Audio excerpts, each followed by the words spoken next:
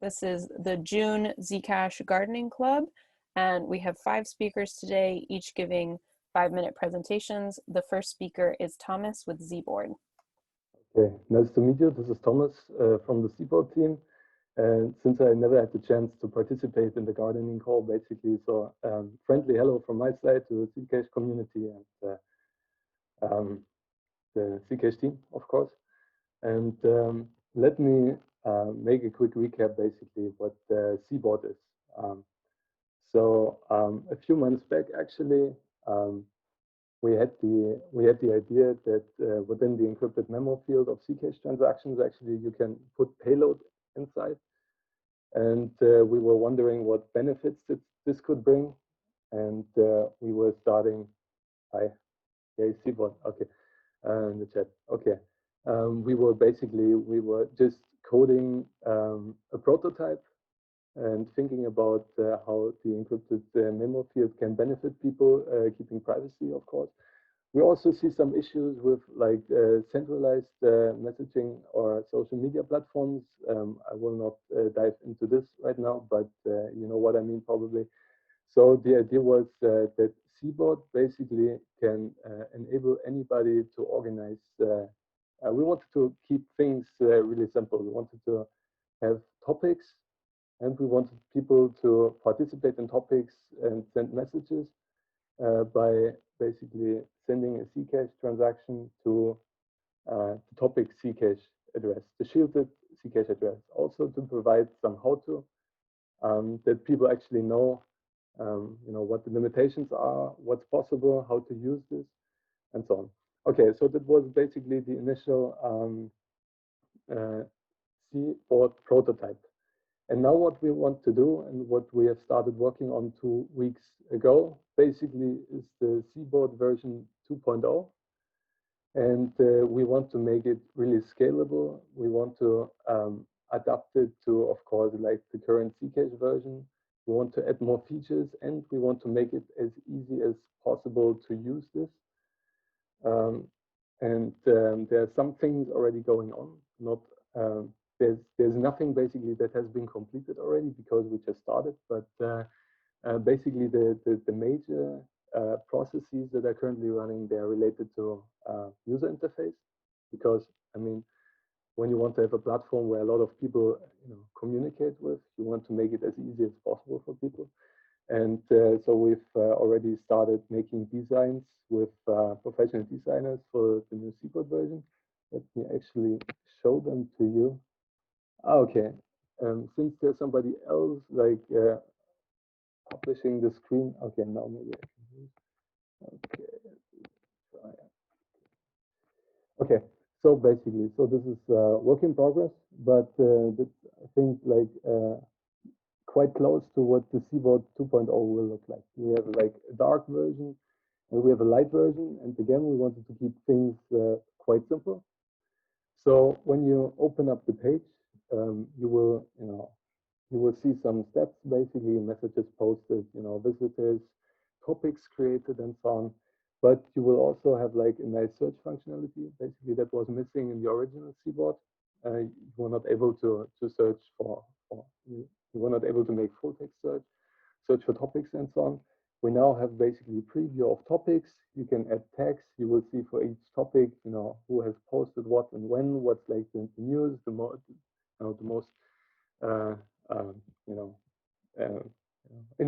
interesting topic, basically, and what people are doing, basically. Then we can have a look at there's a light version for all of the pages, but let's look into how one topic actually looks like. So you again have the topic name, description, some statistics at the top. Of course, like the shielded Zcash address, you need to send messages to. We include QR codes here, but also the shielded viewing key, because of course, only makes sense that the message history can be restored, from any place without, the requirement that the website is online. So that's important to us, of course, that the whole thing basically can be serialized. I've Twittered this, that the whole CBOT can be serialized into on-chain memory, basically, into encrypted memo fields. And we have a lot of things planned for this, like making a fragmentation protocol, embedding a lot of stuff into messages. You see already here in the posting section, we want to support Markdown to make it, much more, friendly for users to interact with this, to embed like images, links, and so on. And what's also new, that the whole topic creation story can be realized using Zcash transactions as well. I mean, it would not be consequent or consistent basically to provide a website where people have to add the topics, into the website, but can send transactions and have those messages basically decentralized or available in a distributed fashion, but the rest is not. So we want to put all the things into the Zcash blockchain, all the things encrypted. We want to add, but it's like further down the road, we want to add like a trust and a scoring scheme, because we are aware that there needs to be some way, to handle like critical content. I mean, this will be interesting. So I'm thinking about this as basically the first worldwide fully anonymous newspaper. And Thomas? yeah. I didn't mean to cut you off, but I did. You are at your 5-minute time, so perhaps you could finish the thought, and then we'll move to our next speaker, and then I'll start sharing my screen. Okay, so just one last sentence. Thanks. So the idea would be that whatever we provide is completely available on the Zcash blockchain, is decentralized, and basically to be the first completely anonymous newspaper where content basically cannot be censored. That's it. Okay, so much from my side. Thanks. Thank you so much. Okay, the next update is Alfredo Garcia. And I would also like to say that of all the presenters, I think most of the presenters have applied to Zcash Foundation grants, which is awesome. It really shows how much community, like cross-pollination between the foundation and ECC is going on. So with that, I'll start the timer, Alfredo, and then whenever you're ready, feel free to start giving your update. Okay, can you hear me okay? Yes, we can hear you great. Okay, great. My name is Alfredo, also known as Oxarbitrage in the GitHub, in the Discord. It's great to be here, thank you. As Elena said, I have a grant funded by the Zcash Foundation in order to do different programming tasks in the Zcash D software the community in general might need at any given time. The grant total time is 1 year, and it has been active for the first 5 months of 2020, expecting to remain like that until the end of the contract. One of the main goals of the proposals is work together with businesses that run on top of the Zcash network and trying to solve their specific problems while helping the blockchain as a whole. Some problems are only found when building the products, and that are the problems that I am particularly interested in now. A lot of stuff has been done in that regard. I'm going to name a few. I worked with the wallet team of the ECC in a like wallet D feature. I worked with the foundation wallet in API issues. I work with the foundation in different usability issues. I work a lot with the ECC members that are, the majority of the issues are from them. They are my best client. And it's actually an honor for me to work with those engineers. I also worked with CBay. In the last milestone, I did some work for them. This is a great example of what I'm looking for. They are a third-party organization that came to Zcash to build stuff on top of it. And while developing, they found different small problems and small improvements that they wanted to have it done, and I helped into that. I'm still doing, and I also have a few more of their issues to work in the next milestone. I also work on my own. I find error codes, duplicates, different refactoring, small stuff I found. I have the freedom to go and work with them. And I also port stuff from Bitcoin to Zcash, and I follow other forks of Zcash, looking if they are doing something that we will want to implement in our chain. So actually, if you want to implement something and you think I can help you, the flow is pretty simple. You can contact me directly. In general, we are going to make the idea fit into a GitHub issue. Depending on my availability, I will take the issue right away in the current milestone or add it to the next period. In general, a pull request for the issue will be submitted. Then the ECC engineers will review the code, suggest changes, and a bit of back and forth. And finally, if everything goes fine, the code will be merged and it's going to be available in the next release. This is not an easy process, and it takes time to get the stuff merged into the main repo of Zcash. But around 80% of the code I submit goes into the master. So if you work with me, there's a good chance that your stuff will be there at some time. The features can't be very specific. Ideally, I want all the community to benefit and not just a specific business. But this is not something hard to do. In general, we can tweak it around to make it abstract or general enough to make it fit and make it happen. Well, with that said, I want to invite any community member to contact me directly if you have any idea, improvement, or anything else related to the Zcash D software. I believe that the most requests I have, the better I'm doing my job. That's kind of it for now. Great. Alfredo, thank you so much. And I know you had originally applied for the gardening club or to present last month. So I'm really happy that you were able to come back and present this month. And you have a few minutes to spare. So I will stop the timer, and it looks like Zcash Status dashboard is on the line, and it's Aviral, I believe. So we did have a few people kind of stuck in the Jitsi call, and I appreciate again everybody's flexibility for jumping around the different platforms. So Aviral, if you're on, could you please test if your microphone is working? And then I'll start once you start giving your presentation. Yeah, I mean, you can hear me, right? Oh, perfect. Yes. And apologies. Prostut was has been my main point of contact. I believe he's the guy who applied. So I didn't have time to update the name for you there. No, that's fine. It's completely fine. Cool. So should I start? Yes, go right ahead. So last year, 2019, we received Zcash grants twice for building Zcash Service Status Dashboard.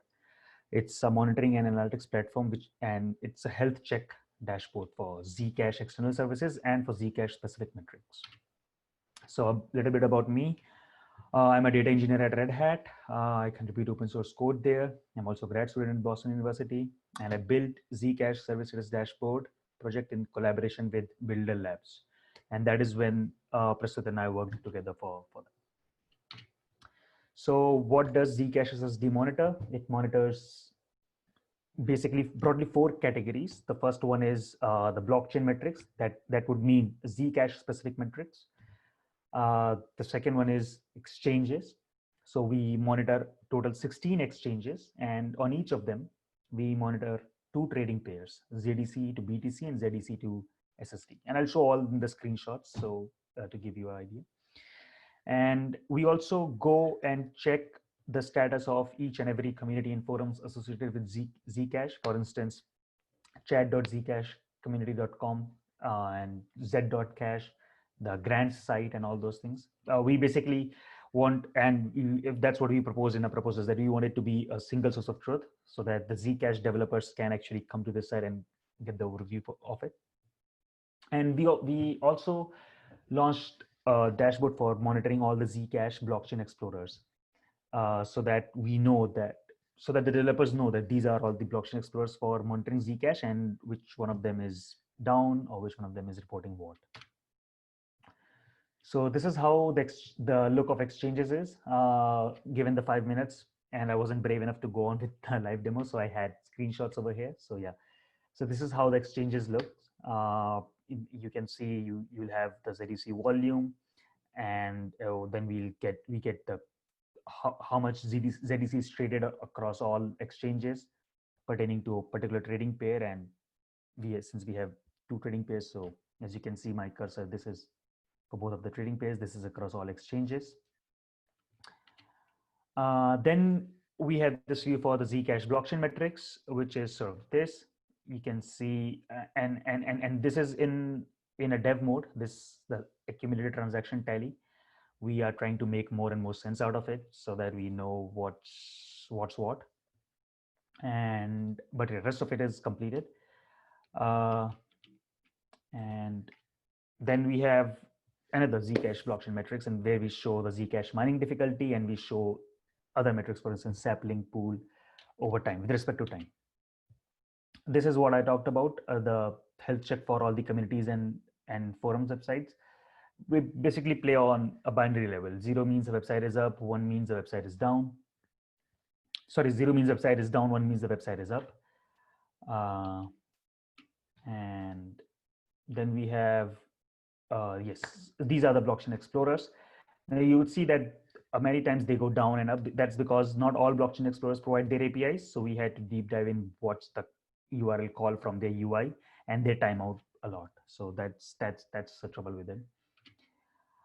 Now the valid question is that who guards this Zcash service status dashboard? So what we have done is that since we are monitoring each and every, we are monitoring many of the services, external services, and the Zcash metrics. So how about a dashboard? Is a dashboard correct? Is a dashboard making sense? So what we do, we have Grafana alerts on our Slack channel. So if you go to zcashservicestatus.info as provided by Elena on the link, you would see the hearts over there. So a red heart means that the last alert was sent to Slack, which was a failure. So let's say if any website is down, we receive an alert for it that this website is down. Then we actually go, if need be, we go and check why a particular website has been down for so long. Is it really down, or is it our dashboard that is reporting wrong? And then now the ask is from all of you guys, from the Zcashers, because we know that the dashboard has many things to improve and many things to add. So we want your feedback, advice, suggestions on what we should prioritize, what we should extend, what we should change. So I'll just jot down some points that Prasad and I thought that they're useful, but please, if you have some additions, please let us know. So I'll start with enabling community participation. What I really want, what we really think is that how we can enable Zcash developers. We started off with, presenting a single source of truth to these developers, but now we want to enable them. Now we want to enable every analyst and to actually spin off their own dashboard, to create a chart or to export a chart and all that stuff. Now, while a person who is familiar with Grafana can do all of this right now, but with our dashboard, we want everyone to just click something and get to it. So create a chart, export it. The other thing is monitoring node for miners. So if you guys have seen the Satoshi dashboard, you would know that they have this, they detect the aberrant behavior and all that stuff, where potential attacks are determined, or at least they're alerted, like some mishap is, some malicious behavior is alerted, which could be a false positive as well. But yeah, so we want to monitor node for all the for our miners, so that the service status dashboard can alert everyone, the developers, in a timely fashion. Then we want to create a pool of Zcash SSD nodes, so that right now the service is only in Virginia in US, but let's say most of the blockchain explorers are in, let's say, in Europe, and obviously and they don't have a server in America. So which would be the best way? The response time would not always be accurate, right? So what we want is a complete picture that if you ping this blockchain explorer from this location, this is the response time. So this is just one thing, but yes, a pool of Zcash SSD nodes would definitely provide a larger picture. And Avi, Yeah. I hate to jump in. I know you're on a roll. We are at time for your update, but there is time for questions afterwards. Do you want to kind of in a sentence wrap up? And then I'm also happy to link this deck and all of the notes that Prostitute added in the forum post afterwards. Okay, so can I have 30 more seconds? And Yeah. Take a minute or whatever you cool. need to finish your presentation. This has been great. Okay. Yep. So so I was at the pool, and then comes the aberrant behavior alerts that I've already talked about. But just to give you one example, let's say if an exchange is showing a price which is more than one standard deviation than the rest of the exchanges, then this we do want to alert it.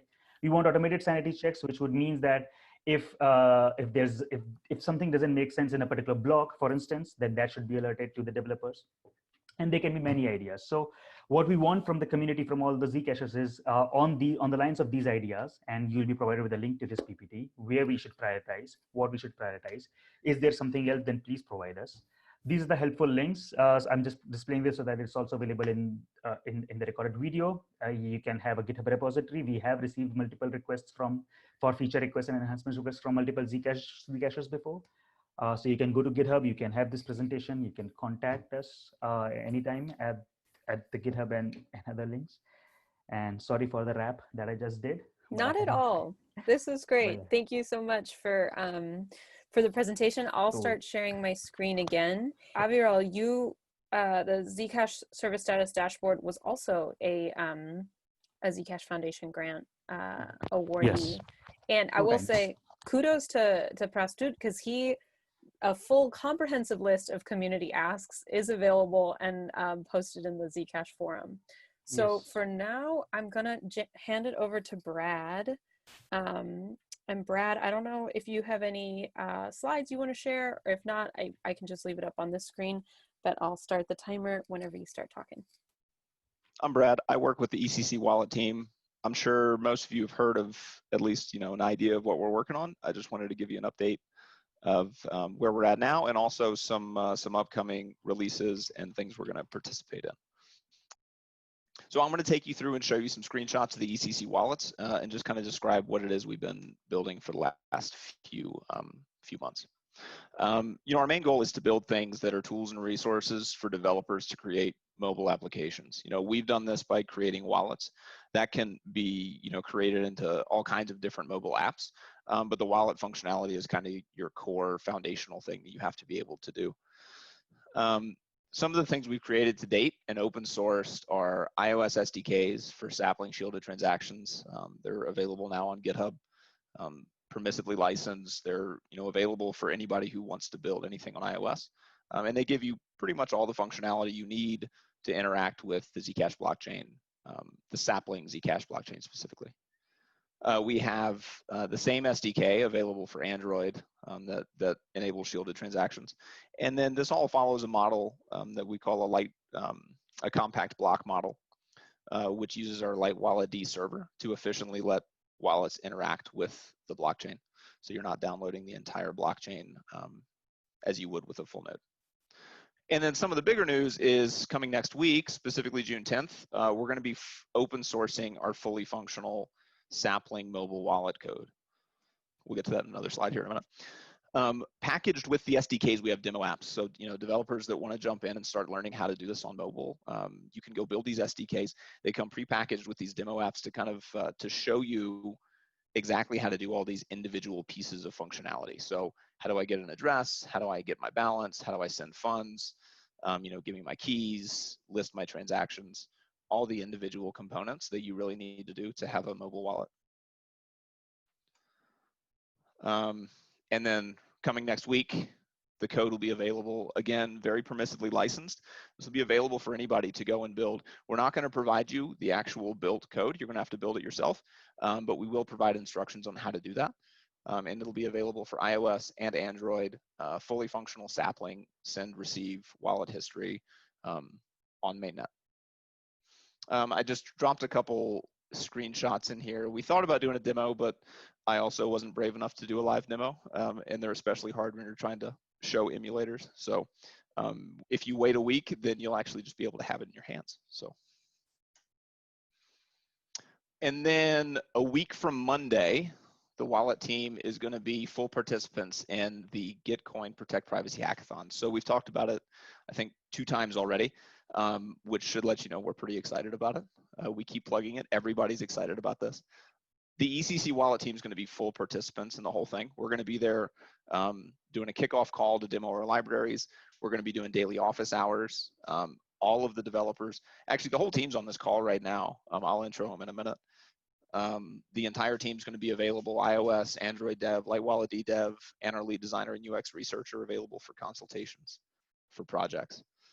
You know, I didn't have a slide here of community asks, but you know, if I could just say one, it would be go sign up for this hackathon. I think it's a great way to start interacting with us at ECC.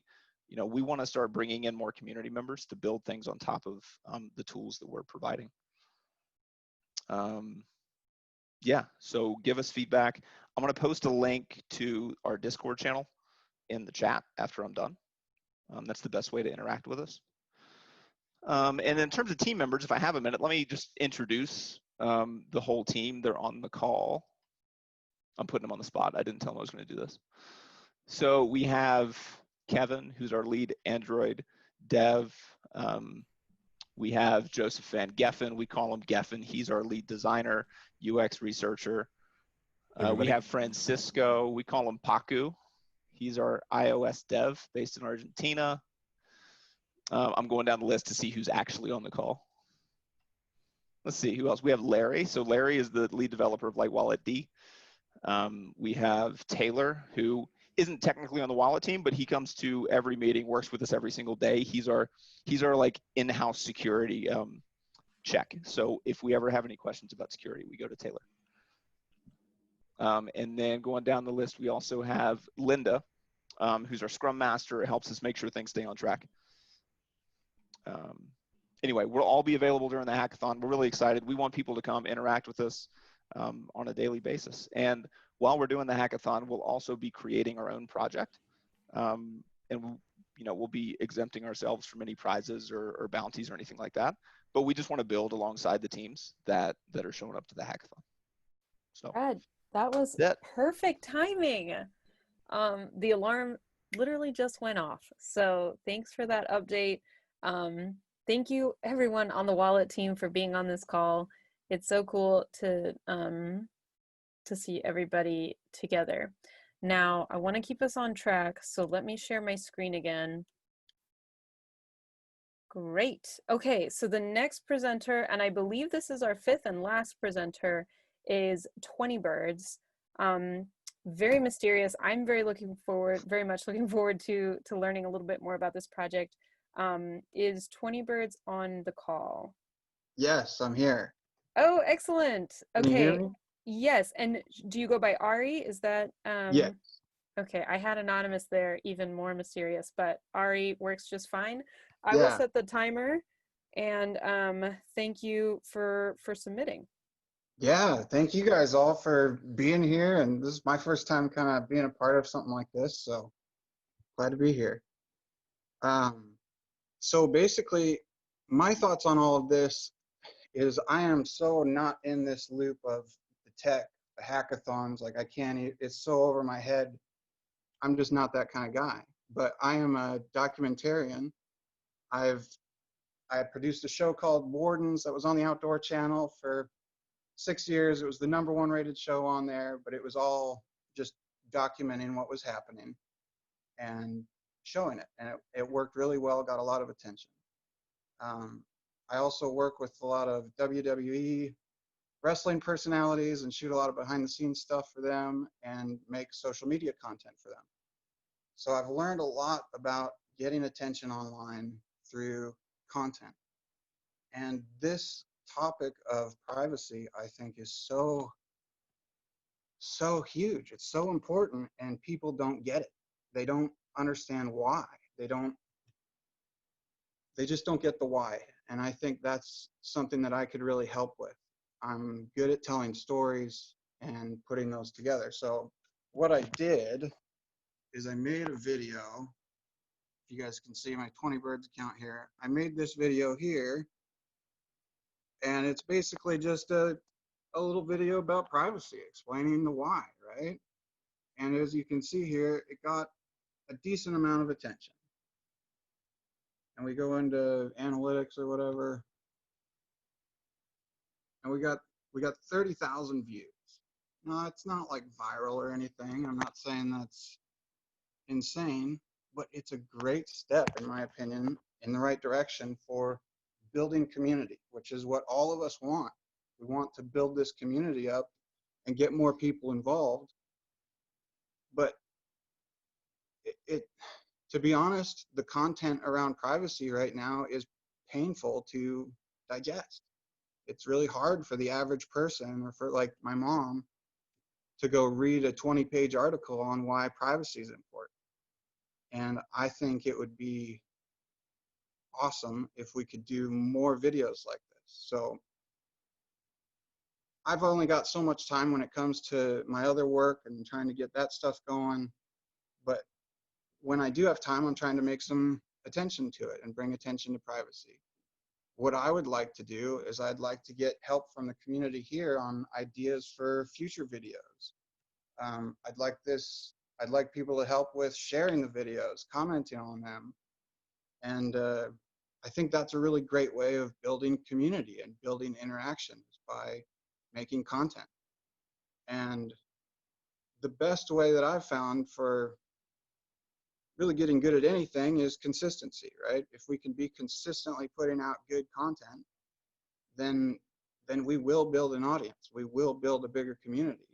And if we're doing it with quality content that are, you know, a no-coiner or somebody that has nothing to do with this space could really understand, like, hey, oh, that makes sense why privacy is important. So for example, I would like to, my next video that I've been wanting to work on, my apologies, my computer can't do Zoom. My next idea was this commercial here, which is just it's an older insurance commercial. And I think about it a lot when it comes to privacy, especially as a video editor. And I'll just show you the first 10 seconds or so. Is this my car? State Farm knows that for every one of those moments, this is ridiculous. There's one of these. Is this my car? What? This is ridiculous. This can't be happening. This can't be happening. Oh, it's happening, sweetheart. Oh, it's happening, sweetheart. Okay, so as a video editor, as a video guy, basically people give me content and I tell whatever story they want. If somebody is able to collect a certain amount of content, like all of our emails, all of our text messages, they can tell any story that they want. Two totally different stories, two totally different situations. And I think if we put together a little video like that, things like that are so much more relatable to people. They can understand, like, oh, I get it. Somebody can tell two different stories with the same exact text. That's scary. That's terrifying, really, to know that FBI now has, or you know, FBI wants to look at all of our search history. Well, what kind of story can they tell with that? Any story they want to.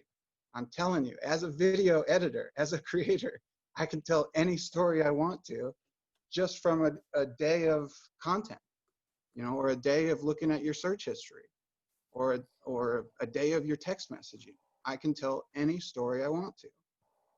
And I don't think people really fully understand that from a privacy standpoint.